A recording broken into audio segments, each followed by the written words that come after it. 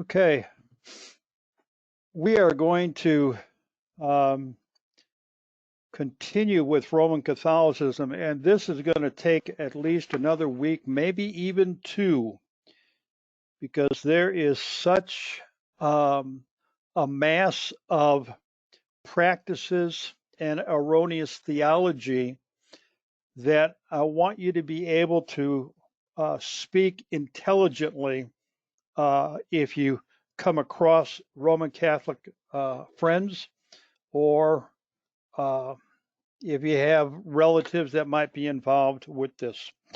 So let's go ahead and begin, okay? First of all, I hope you have the outline. We want to talk about the Roman Catholic and their Bible. And I've given you a visual illustration here. The Old Testament was written in Hebrew, right? Was written in Hebrew. The Septuagint is a Greek translation of the Hebrew Bible. Okay, let me say that again. The Septuagint is the Greek translation of the Hebrew Bible.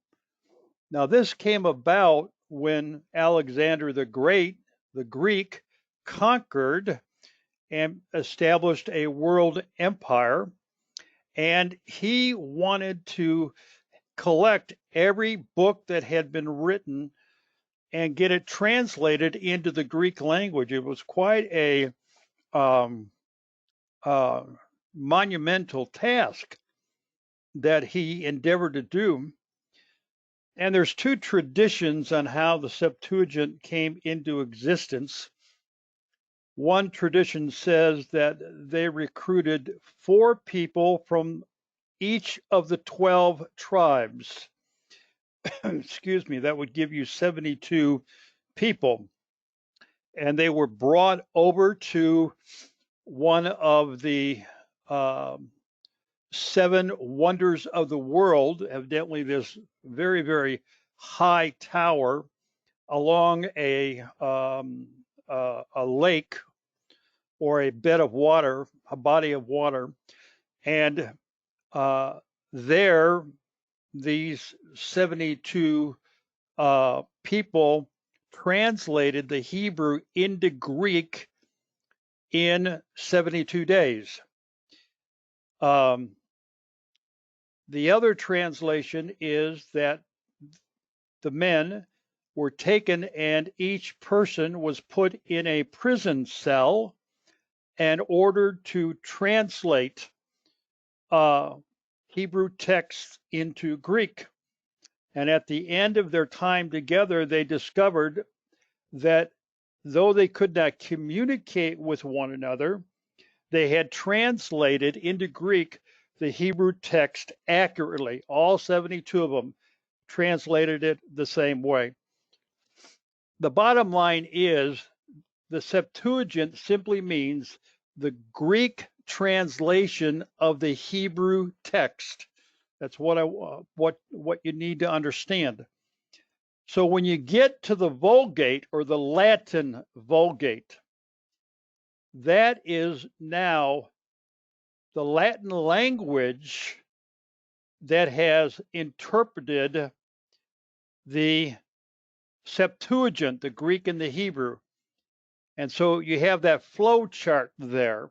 And that's how the Roman Catholics came up with the Vulgate, what they call their Bible, or the Latin Vulgate.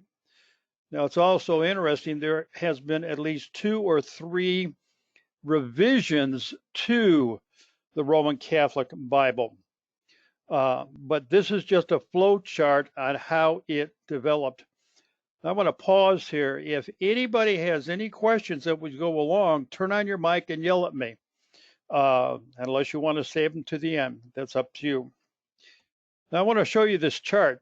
What's the difference between their Bible and the Protestant Bible? Well, in the Old Testament, in the Latin Vulgate, there are 46 books compared to the Protestant Bible of 39. In the New Testament, they're the same, 27 and 27. But the totals obviously are different. In the Latin Bible, you have 73 books. In the Protestant Bible, you have 66. So there's a difference there of 7 books, I believe, if I did my math right. And we're going to go over what those books are now. And I think you have that information there in front of you as well. Now, if you were to take a look at a Latin Bible, the Vulgate Bible, the Roman Catholic Bible, it would look no different than the Protestant Bible, except that they have these additional books in their Bible scattered throughout. And there is also a section that is called the Apocrypha. Let's go through some of the extra books that they have, and I'll make comments as we go along. The first book that is extra in their Bible that we do not have is the book Tobias. You have that there in your notes. The book is a religious novel characterized as a Hebrew romance and is a captivating narrative. Now, this is taken directly from Roman Catholic the Roman Catholic website on how they define this book. Now, if you read that again, it's a romantic novel, Hebrew romantic novel.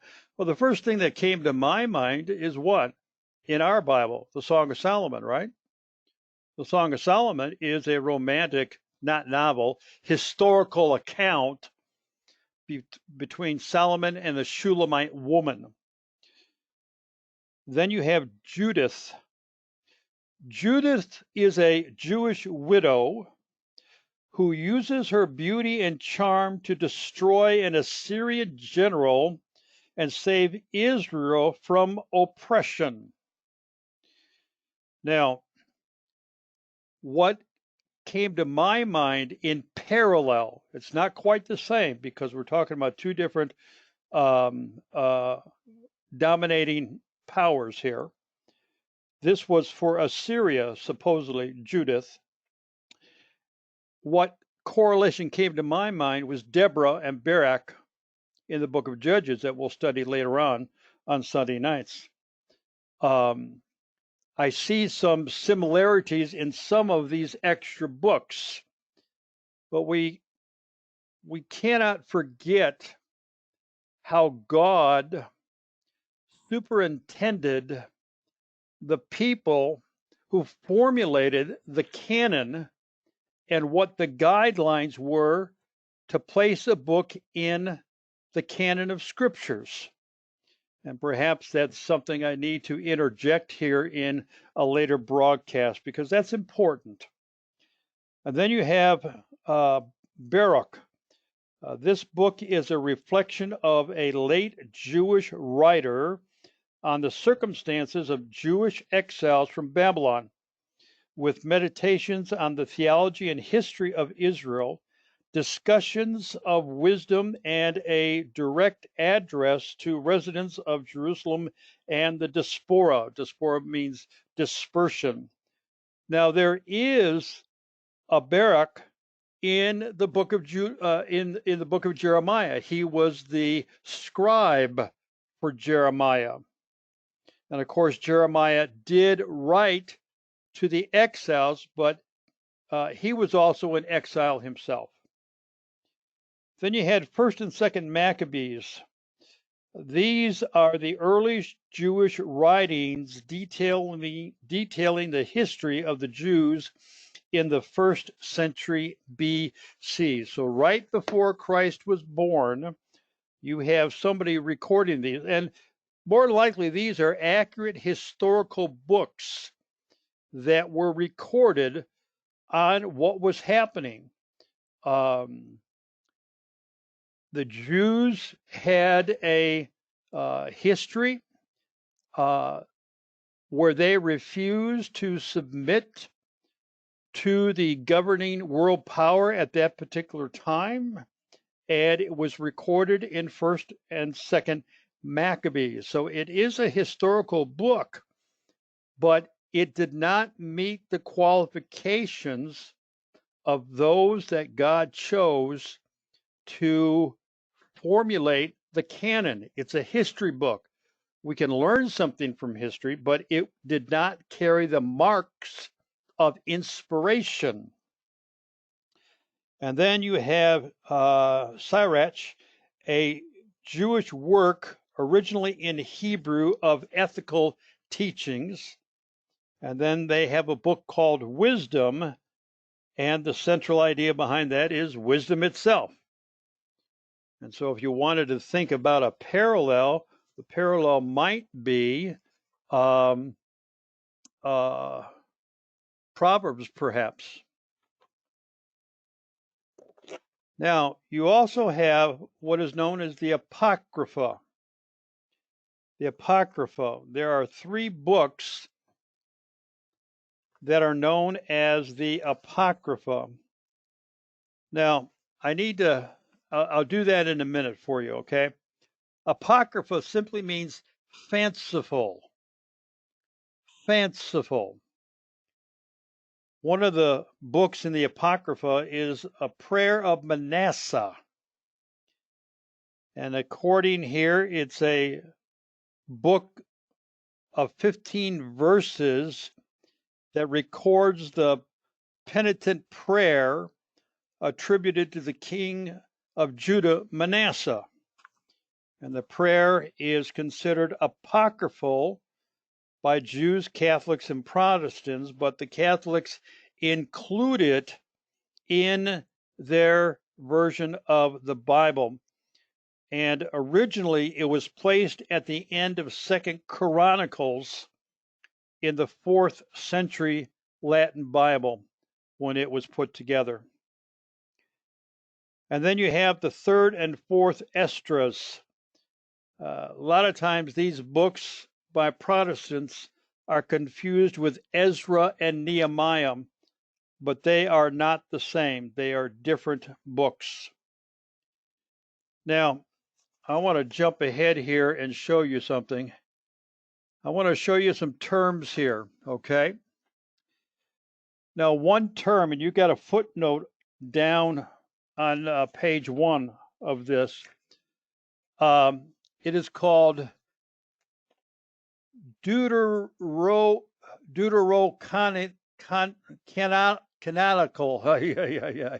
Deuterocanonical. Say that 12 times fast. What it simply means is it's relating to the books of scriptures that are contained in the Septuagint, but not in the Hebrew canon. So what is this saying? And you have footnotes on what books those were in your notes here. What this definition is saying is that they were found in the Septuagint, but they were not in the Hebrew canon. So as the Hebrew books of the Bible were translated into Greek, somebody decided to add these books. They were not a part of the Hebrew canon, but they became incorporated in the Septuagint. And then you have another word there, pseudepigraph. Pseudepigraph simply means religious writings during the period of 200 BC to 200 AD. A synonym for that is apocrypha. So in other words, fanciful books of an anonymous source. Nobody knows who wrote these books, but they felt, the Catholics felt, that they were important enough to include in their translation of the Bible. So we have the extra books there. We've defined the terms apocryphal, and as I mentioned, apocryphal and pseudepigraphical are sometimes synonymous terms that are used. Now, what I want you to know here before we move on, okay? So what's the lay of the land here with their Bible? they have additional books. Many of them are historical, some are anonymous and fanciful. They are not inspired by God.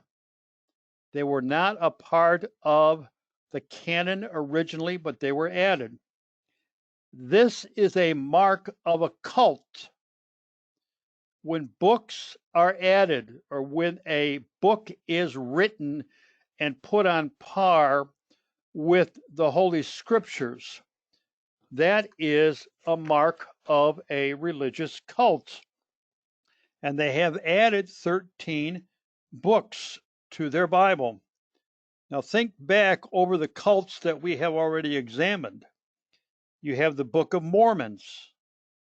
You have Science and Health with Keys to the Scriptures plus the Bible. You have the World Translation for the Jehovah's Witnesses. You have the Church of Christ Science. You have L. Ron Hubbard Writings with Scientology. And then you have Ellen G. White and her writings plus the Bible. So every major cult that we've looked at so far has added to the Scriptures. And in the process of doing that, they have diluted the power of the Scriptures, and they have elevated their own writings as superior. Some might even claim that this is a new revelation from God. However, we will discover when we get into the book of Hebrews in chapter 1, verse 1, that there is no further revelation from God because he has spoken to us in his Son in these last days. So that's one area that you can understand that Catholicism has their own Bible, but they have added to the Protestant Bible. That would be a mark of a cult. Let's talk about their doctrine of salvation. Their doctrine of salvation. The only way to get saved is to be a part of the church. They claim to believe in the death, burial, and resurrection of Jesus Christ, who offers salvation to all mankind. However, their catechism, now, you see what happens here? A Protestant evangelical fundamental statement of faith is made. But then, in their own private writings that they indoctrinate their people with, they add things to it. The Catechism of the Roman Catholic Church states this: outside the church, there is no salvation. And they say, okay, let's put a positive spin on this. All salvation comes from Christ, the head, through the church, which is the body. So who is the head of the church in the Roman Catholic religion? It's the Pope. Therefore, salvation comes through the Pope. That's why Catholicism takes a look at Protestants and say, you're out of the fold. You need to come back into the one true church. You're not saved until you come back to the church. Now, the other thing also is they do not believe in eternal security. And if you remember, all of the other cults that we looked at did not believe in eternal security either. Their statement says this: in Catholicism, Christians do not have eternal security because they can commit a mortal sin. The church teaches that Christians are subject to the cleansing torment of purgatory before entrance into heaven. Now, I want to jump ahead and we'll come back here. I want to show you something here. Oh, let's back up. Right there, okay? And you don't have this in your notes. The Catholics believe there are two types of sin. And what are the differences between them? You have a mortal sin and a venial sin. Mortal sins, according to their definition, are sufficient acts to destroy our relationship with God. So if you die with some mortal sin in your life, some unconfessed sin in your life, you are purgatory bound, if not hell bound. That is why when a Catholic is near death, a priest is called to administer the last rites.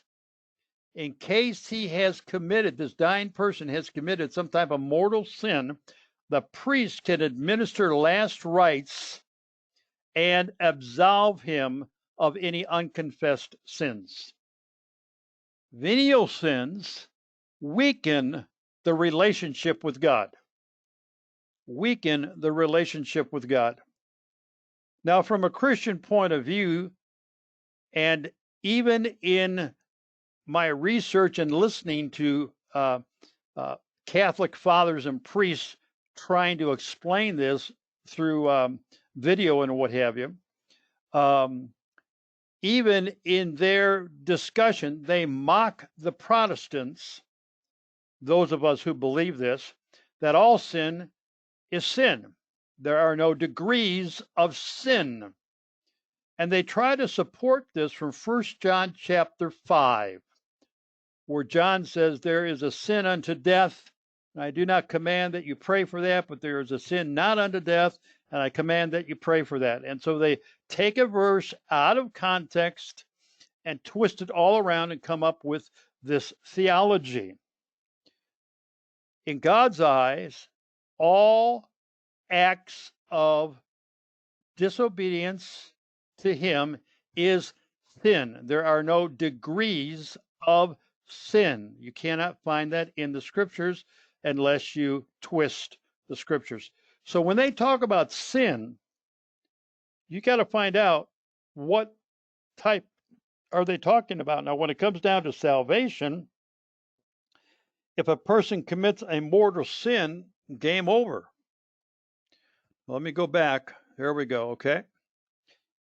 Now, they teach the sacraments. If you want to go back to your notes there. Pastor, can I stop you for a second? Yeah, who's this? Karis?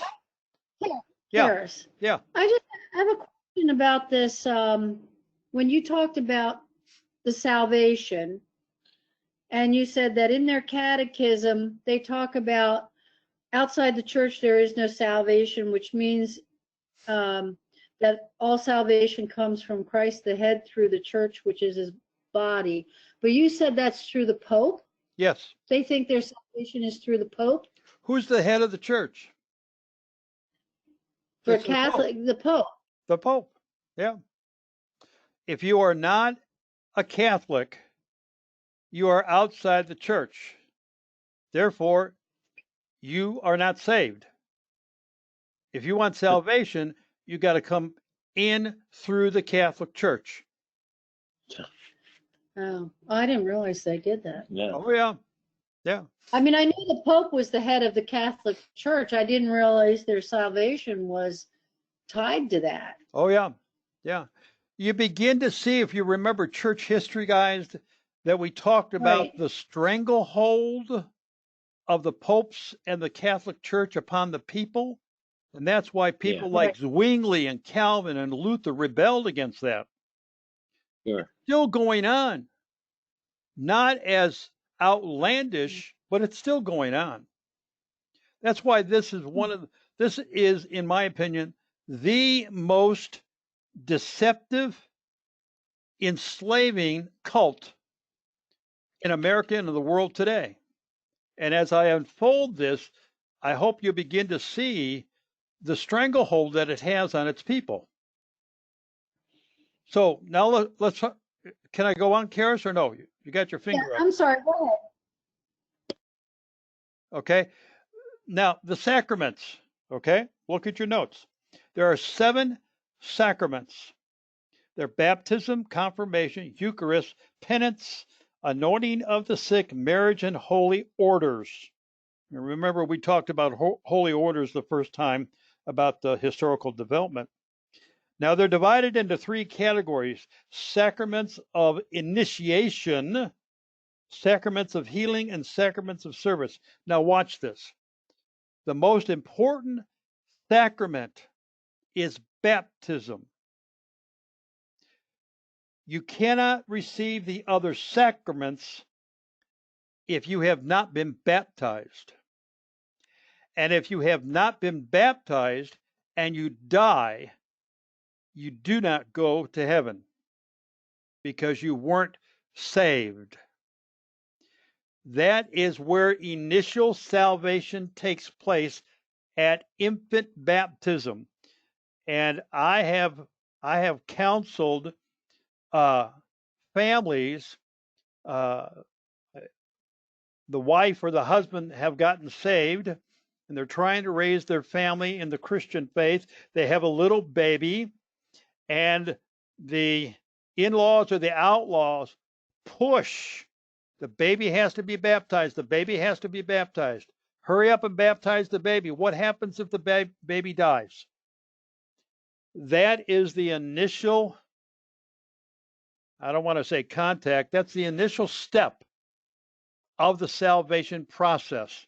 And of course, confirmation for a Catholic will confirm, or their first communion would confirm the salvation.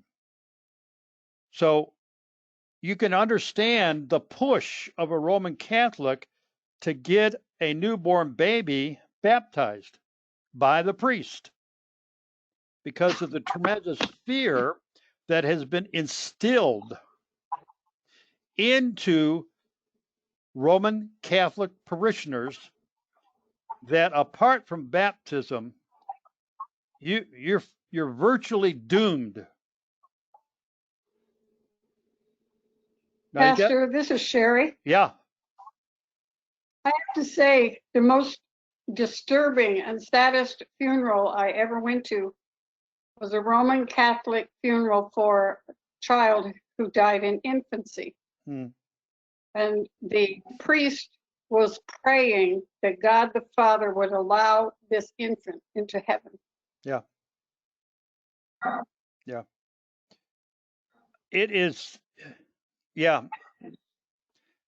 I have been at funerals of adults in the Catholic, and they have literally prayed that adult into heaven, or they tried to.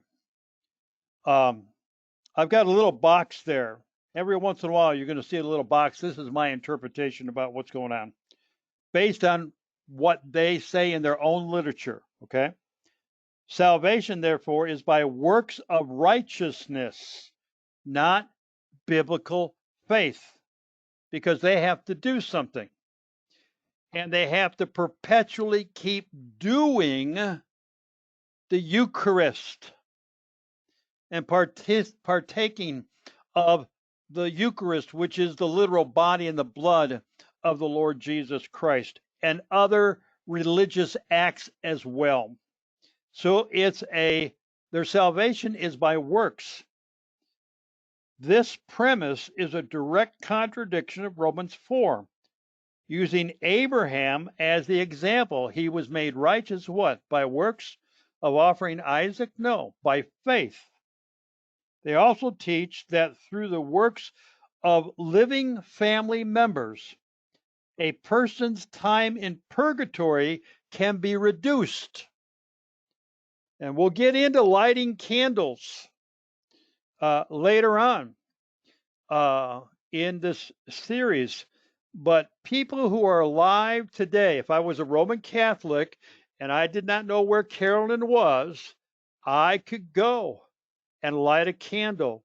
You can also be baptized for the dead. You can also give a monetary offering. All of these religious works to try to help that person reduce their time in purgatory. Now, I want to show you their concept.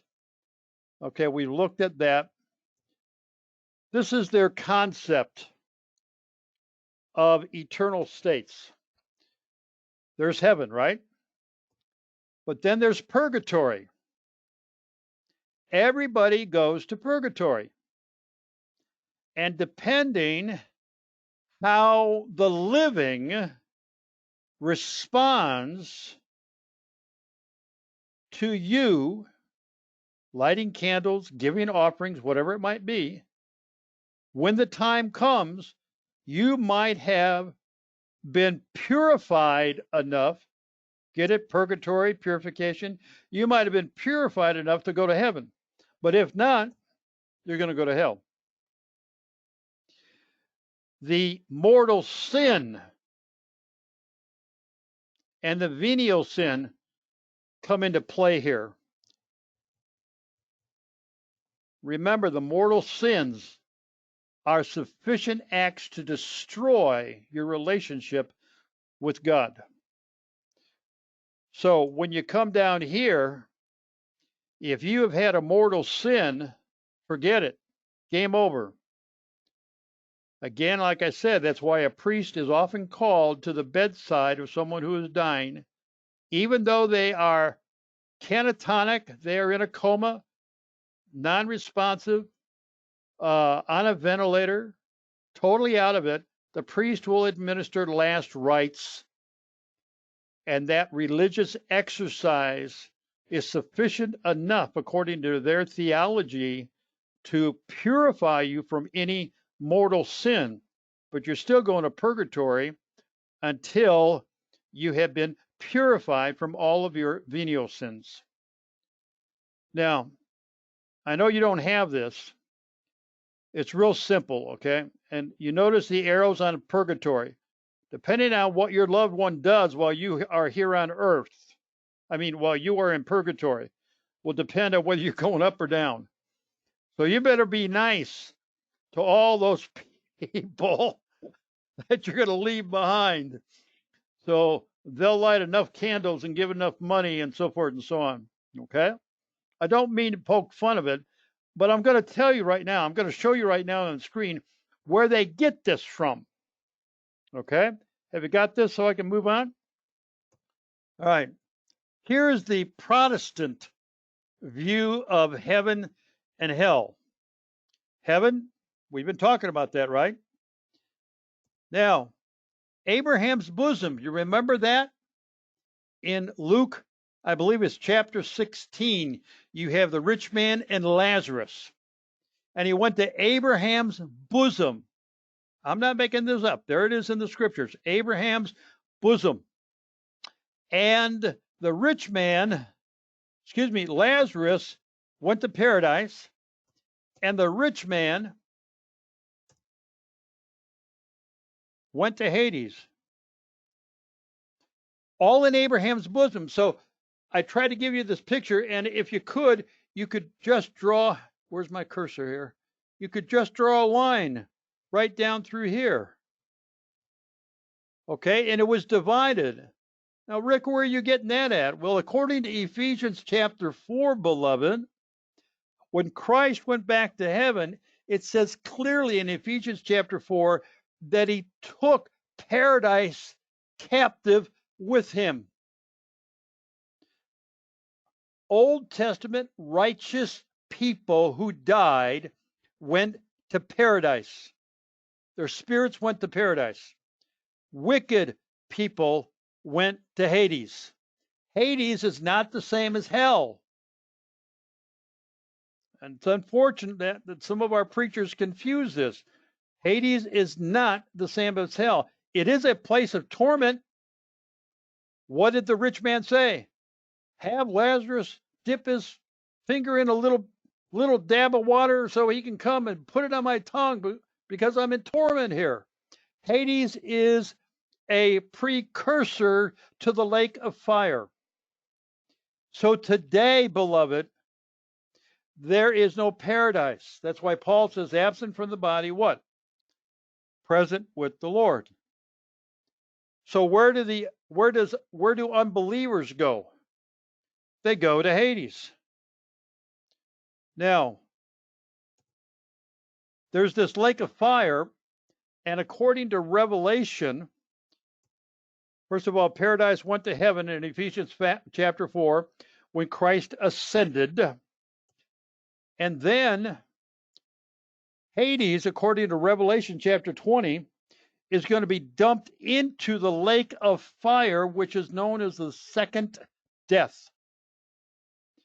This is the evangelical picture of eternal and temporary states. Hades is a temporary state.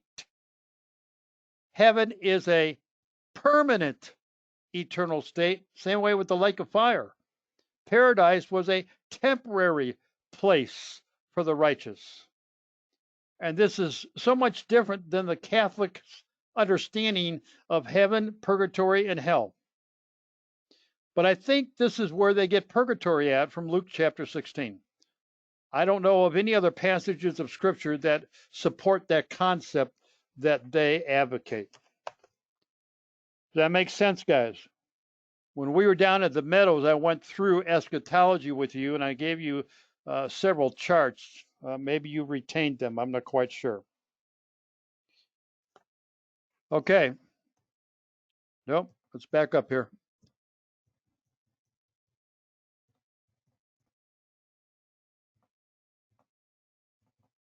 Okay. Purgatory on your notes. Purgatory is the condition, process, or place of purification or temporary punishment in which, according to medieval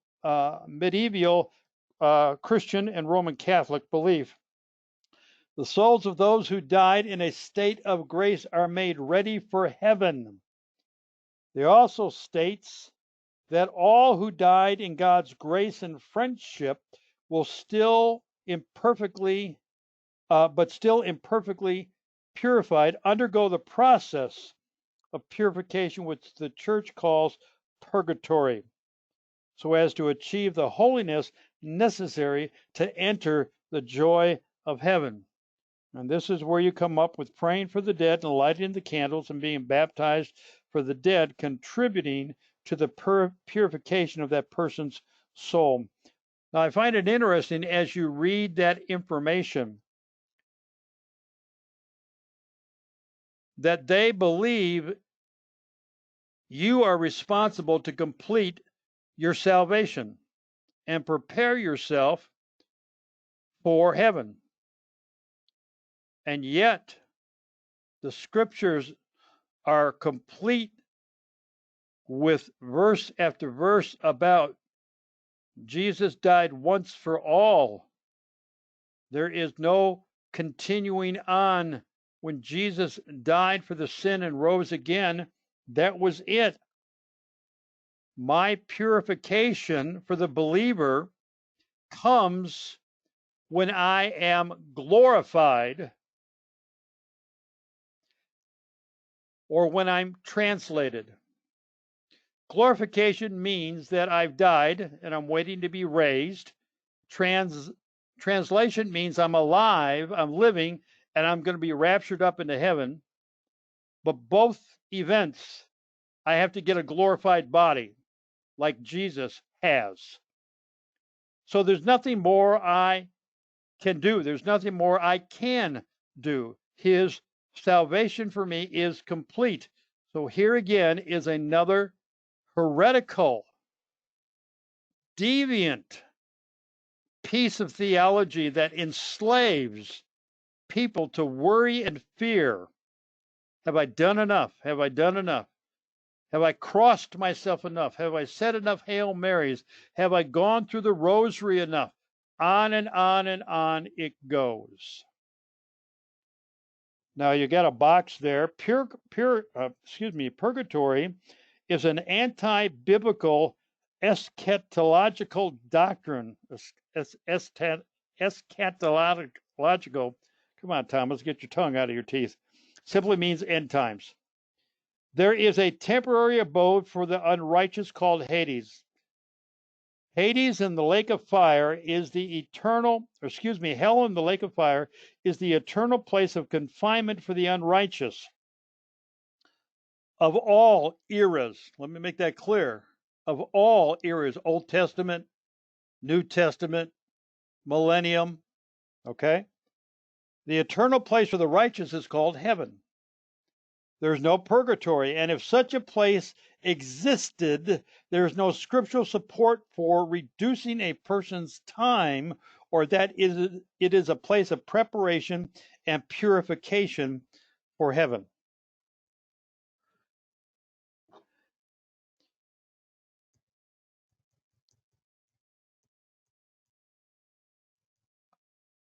All right, next time we get together, hang on here. We are going to talk about, we're going to continue on the Roman Catholic doctrine, beliefs, and policies. We're going to talk about the rosary. We're going to talk about kissing the Pope's rings. We're going to talk about the Holy Spirit. We're going to talk about some of the major doctrines that evangelicals consider steadfast and unchangeable, and we're going to see how they have been massaged into a system of control over the people.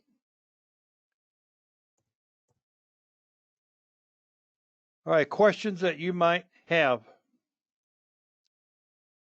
I have one. Yes, ma'am. On purgatory, even somebody like the Pope, they figure will go to this purgatory. I don't know whether the Pope thinks he's going to go to purgatory or not. As the vicar of Christ, I doubt if he will. He probably has a He's got a direct line. yeah, you go by go, but don't stop at jail. Yeah, you know. What if somebody didn't have no family or friends, and they're supposedly they went to purgatory, so they would just stay there? Hopefully some type of neighbor, co-worker that might be pretty devout or whatever might be involved in reducing their time from purgatory.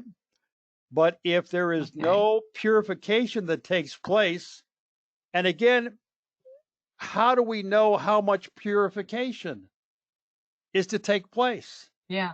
Following their theology, then, if there's no purification, then they're not going to go to heaven. They're going to go to hell. Hey, Pastor. What's the I get the prayers and stuff, but why light a candle? I mean, that's okay. Back up and listen to your statement. I understand the prayers. You pray for the dead? No. Well, I don't mean I understand that. Oh, okay. But, I mean, I thought you were if doing. They're going to do. Yeah, that don't make sense. But I mean, if you're going to do that, why are you lighting a candle? Candles symbolize the light of Christ. Purgatory is a dark place. So prayers of intercession and lighting candles so those in purgatory might have a little bit of light in their place of torment. Oh. You smile and shake your head, but I'll tell you what, this has been around for a long, long time. Been a long, and it's such a very powerful leash that the Catholic Church has on people, and I believe more. Yeah, so, when you say that, you know, a lot of people that are in the Catholic or that are Catholics. So, I mean, when you say that, it's kind of shocking to think that because there's a lot of it here. Yes, I don't believe it's as prevalent here as it is in South American countries. South America and those countries over there, Mexico, Nicaragua, Guatemala, very, very emotional people with probably very little grounding in what the scriptures say, except what the priest tells them. If you love your loved ones, you need to start praying for them. You need to do the rosary. You need to come light candles. you need to give an extra offering. It's a very manipulative system. But think about church history. This started, or this is a toned down version of the indulgences that Luther railed against with Tetzel. Remember, they were selling indulgences for the people who had died. They were charging for baptisms. It's the mannequin is the same. They just put some different clothes on it. All right, Carl, you look like you had a question. Yeah, well, it was about they also have you buy the cards, the mass cards, and then you send those into the church, and then they have special prayers that the whole church prays to try to get the person into heaven. Okay. All right. Oh, I haven't got to that yet. that's what them cards are for. Yeah. Yes. Yeah. And another thing, would you like me to drop off my Catholic study Bible for you to look at with the Apocrypha and all the books in it? If you want to bring it Sunday, I'll start having devotions. Yeah, well, there's a lot of things in there, like the prayers of the three young men, and I think it's Bell and the Dragon, and Yeah. all kinds of books in there. Oh, Yeah. yeah. Susanna. Nice, good bedtime reading. Yeah. Yeah. We don't mean to poke fun. No. No. Some of it is mind blowing, and how in the world could anybody believe this? But stop for a moment. People will accuse us. How can you believe that a 16, 17-year-old girl who has never had intercourse can get pregnant? They can throw the same thing back at us. However, I think ours is a little bit more theologically sound and hopeful than praying around a rosary or crossing myself or kissing the Pope's rings. But there's an argument to that too, because I mean, we have the Bible and they're using that Bible, only adding to it. So Is why that would they start out with the Bible? Well, I'll tell you what, if you can ever get a Catholic to sit down and open up their Bible, and I'm sure they have one, but I'll bet you 10 to 1 they haven't opened it up in a long time. If you can ever get a Catholic to sit down and just say, okay, let's just look at the Gospel of John. Forget all of the other books, because their Gospel of John is going to be the same Gospel of John in the Protestant Bible. But they probably won't do that because they venerate the priest and the father so much, father of the parish, that they would feel that they are disrespecting that religious leader to even question what they have been taught. And by opening up the Bible, they would feel that they were disrespecting the priest. It's a very mind-controlling cult. And yet, as I said last week, it's got over 1 billion members worldwide. So we'll continue more of this next week and talking about other things that come up as well. I'll send you another detailed outline so you can maybe listen more, and you have all that information in front of you, so you don't have to go ahead and try to take notes.